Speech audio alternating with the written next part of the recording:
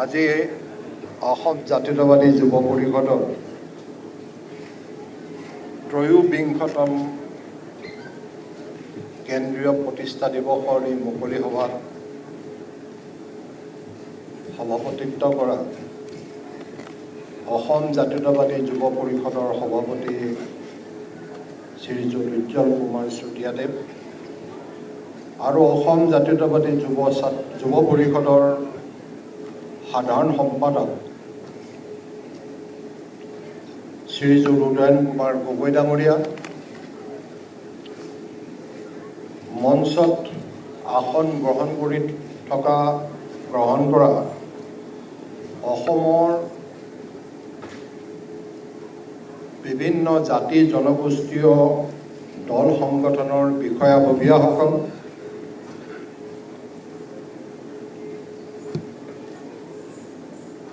উপস্থিত আজি অসম জাতীয়তাবাদী যুৱ পৰিষদৰ সদস্যবৃন্দ,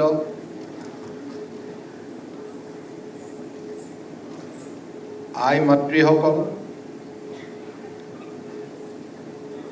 আজি উপস্থিত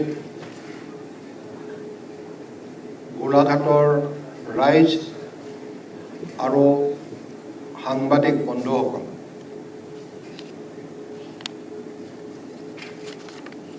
আজি অসম জাতীয়তাবাদী যুৱ পৰিষদৰ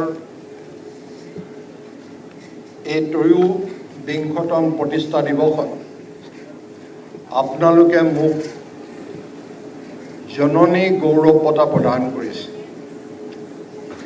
আৰু এই বঁটাটো যি নামেৰে নামকৰণ কৰা হৈছে সেই নামটোৱে এক বিশাল সত্তাক সামৰি লয়। আমি জন্ম লাভ কৰা এই অসম ভূমিও মোৰ আৰু আপোনালোকৰ বাবে জননী। সেয়েহে জননী নামত উৎসৰ্গিত এনে এক পবিত্ৰ বঁটা মোক প্ৰদান কৰা হ'ল, তাৰ বাবে মই উপযুক্ত হওঁ নে নহওঁ সেইটো মই নাজানো, কিন্তু আজি যি আন্তৰিকতাৰে আপোনালোকে মৰম সাদৰেৰে এই বঁটা প্ৰদান কৰিলে, গতিকে মই অতি কৃতজ্ঞতাৰে এই বঁটা মই গ্ৰহণ কৰিছোঁ। জননীৰ বাবে কি সেৱা আগবঢ়াইছোঁ নাজানো, কিন্তু আমাৰ প্ৰপিতামহ ভাষাৰ ওজা হেমচন্দ্ৰ বৰুৱাদেৱে দেখুৱাই যোৱা আদৰ্শ আৰু জাতিৰ মাটিৰ প্ৰতি থকা দায়বদ্ধতাৰে তেখেতে কৰি যোৱা কামখিনি আমি আগুৱাই নিয়াৰ চেষ্টাহে কৰি আছোঁ। আপোনালোকে জানে যে 1900 চনত প্ৰথমখন হেমকোষৰ প্ৰথম সংস্কৰণ প্ৰকাশ হয়। পৰৱৰ্তী সময়ত আমাৰ ককায়ে 2টা সংস্কৰণ আৰু মোৰ পিতৃদেৱে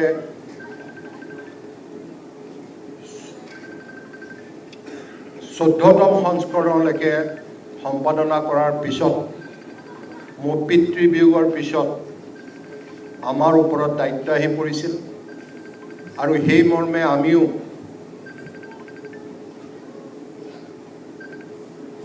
বিশিষ্ট ভাষাবিদসকলক লগত লৈ আমি 5ম সংস্কৰণৰ হেমকোষৰ প্ৰকাশ কৰোঁ আৰু এই সংস্কৰণত প্ৰায় 3600 নতুন শব্দৰ সংযোজন হয়।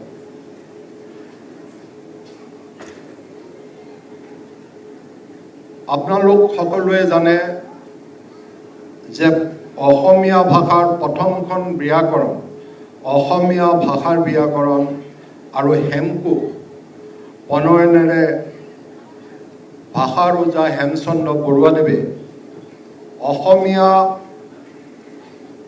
ভাষাৰ গভীৰ সংকটৰ সময়ত এই ভাষাক পুনৰ প্ৰতিষ্ঠা কৰি গ'ল আৰু সেই হেমকোষকে আমি দৃষ্টি শক্তিহীনসকলৰ বাবে ব্ৰেইল সংস্কৰণৰ দ্বাৰা তেখেত দৃষ্টিহীন শক্তিসকলক দৃষ্টিশক্তিহীনসকলৰ বাবে শব্দৰ পোহৰেৰে আলোকিত কৰাৰ এটা প্ৰয়াস কৰিছিল। আপোনালোকে এইটোও জানে, মই বিভিন্ন মেল মিটিঙত মই কৈ আছোঁ যে হেমকোষৰ পৃষ্ঠা 1400 পৃষ্ঠা আছিল আৰু ব্ৰেইল সংস্কৰণলৈ আমি কৰোঁতে এই পৃষ্ঠা 10,279 পৃষ্ঠা হৈছে। আৰু সেইবাবেই হয়তো গ্ৰীনিছ বুক অফ ৱৰ্ল্ড ৰেকৰ্ডে বাইলেংগুৱেল লাৰ্জেষ্ট বাইলেংগুৱেল ডিক্সনেৰী হিচাপে স্বীকৃতি প্ৰদান কৰে। আৰু সেই স্বীকৃতিয়ে আনুষ্ঠানিকভাৱে আমাৰ ভাষাটোক বিশ্ব দৰবাৰত প্ৰতিষ্ঠা কৰে। আৰু ইতিমধ্যে হেমকোষৰ পিছত আমি অসমীয়া ব্যাকৰণো, হেমচন্দ্ৰ বৰুৱাৰ প্ৰথমখন ব্যাকৰণো আমি ব্ৰেইল সংস্কৰণত প্ৰকাশ কৰি আমাৰ দৃষ্টিশক্তিহীনসকলৰ বিভিন্ন বিদ্যালয়ত আমি বিনামূলীয়াকৈ দিয়াৰ ব্যৱস্থা কৰিলোঁ। আৰু তেওঁলোকে এই ব্যাকৰণ আৰু অভিধানেৰে অসমীয়া ভাষাটো শুদ্ধভাৱে আহৰণ কৰাৰ বাবে সুবিধা হ'ব বুলি আমি বিশ্বাস কৰোঁ। কিন্তু এটা জাতি জীয়াই থাকে ভাষা আৰু সংস্কৃতিক লৈ। আমি আমাৰ জাতীয় সুৰক্ষাৰ সংগ্ৰামখনৰ লগতে এইবোৰ দিশৰ প্ৰতিও আমি সদায় সজাগ আৰু সচেতন হৈ থাকিব লাগিব। আৰু এই কৰ্মৰ বাবেই মই এই মঞ্চৰ পৰাই আপোনালোকৰ দিহা পৰামৰ্শ আৰু সহযোগিতা আন্তৰিকভাৱে কামনা কৰিলোঁ।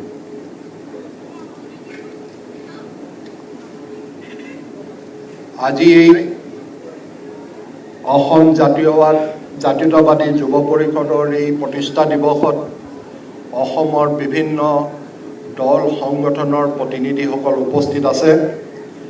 সেইবাবে আজি মই মোৰ পুৰণা কিছু কথা মোৰ মনলৈ আহিছে।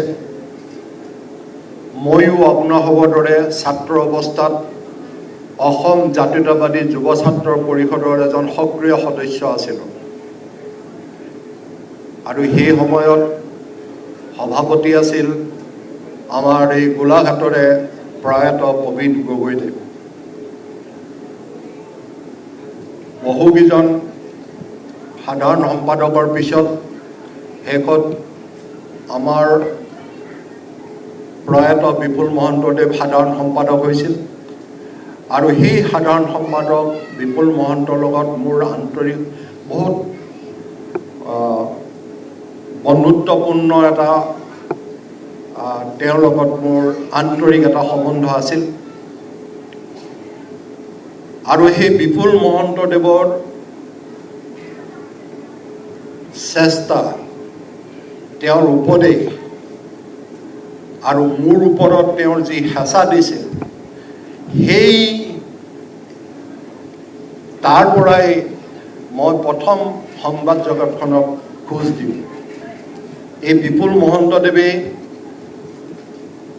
মোক স্বাধীন প্ৰতিদিন গোষ্ঠীৰ প্ৰতিষ্ঠাপক মুখ্য সম্পাদক তিলক হাজৰিকাদেৱৰ ওচৰলৈ লৈ গৈছিল।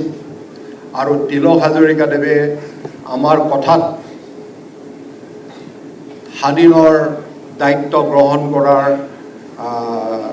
সন্মতি প্ৰদান কৰিছিল। পৰৱৰ্তী সময়ত সেই স্বাধীনৰ জন্ম হয়। এই স্বাধীনৰ পৰা অসমীয়া প্ৰতিদিনৰ ৩-৪টা সংস্কৰণ, তাৰপিছত প্ৰতিদিন টাইম, ডিজিটেল ডেস্ক, এই নন্দিনী, আমাৰ আই মাতৃসকলৰ বাবে নন্দিনী, আৰু ভাষা সাহিত্যৰ বাবে সাতখনি মেগাজিন আমি প্ৰকাশ কৰোঁ। আজি এইবাবে এই কথাখিনি মই কৈছোঁ যে স্বাধীন প্ৰতিদিন গোষ্ঠীৰ এখন সংগ্ৰামৰ স্থলৰ পৰা, সংগ্ৰামৰ জৰিয়তে স্বাধীন প্ৰতিদিন গোষ্ঠীৰ জন্ম হয়। গতিকে আজি এই স্বাধীন প্ৰতিদিন গোষ্ঠী অসমৰ প্ৰতিটো জনগোষ্ঠীৰ লগত প্ৰতিটো জনগোষ্ঠীৰ দল সংগঠনৰ লগত পূৰ্বৰ পৰা আছিল আছে আৰু ভৱিষ্যতলৈও থাকিব গতিকে আজি আপোনালোকৰ মাজত উপস্থিত হৈ এটা কথাই ক'ব পাৰোঁ যে জাতীয় জীৱনক সঠিকভাৱে আগুৱাই নিয়াৰ ক্ষেত্ৰত নতুন প্ৰজন্মৰ দায়িত্ব আৰু কৰণীয় দিনে দিনে বৃদ্ধি পাই আহিছে সেই সচেতনতা আৰু দায়িত্ব এতিয়া আপোনালোকৰ হাতত মই আশা কৰিম জাতিক সুদৃঢ় কৰি নতুন সময়ৰ আহ্বানৰ প্ৰতি লক্ষ্য ৰাখি আপোনালোকে এই মহান কৰ্মক সফল ৰূপায়ণ কৰাত আগভাগ ল'ব পাৰিব শেষত মই পুনৰ আপোনালোকলৈ সশ্ৰদ্ধ অভিবাদন জনাই কওঁ যে জাতীয় ঐক্য আৰু সংহতিক ধৰি ৰাখি এক সবল অসমীয়া জাতি গঠন কৰাৰ বাবে সন্মুখত থকা প্ৰত্যাহ্বান নেওচি এই ক্ষেত্ৰত জাতীয় সংগ্ৰামত আপোনালোক প্ৰতিজনেই একোজন বলিষ্ঠ ৰণুৱা হৈ আছে আৰু হৈ থাকিব শেষত এই বঁটাৰে সন্মানিত কৰাৰ বাবে মই আজি অসম জাতীয়তাবাদী যুৱ পৰিষদৰ সমূহ বিষয়ববীয়া সদস্য তথা আজি অনুষ্ঠানৰ আয়োজক সমিতিক আন্তৰিক ধন্যবাদ জনাইছোঁ আৰু সকলোলৈকে মোৰ বৈপ্লৱিক অভিনন্দন জ্ঞাপন কৰি মই চমু বক্তব্য সামৰণি মাৰিছোঁ ধন্যবাদ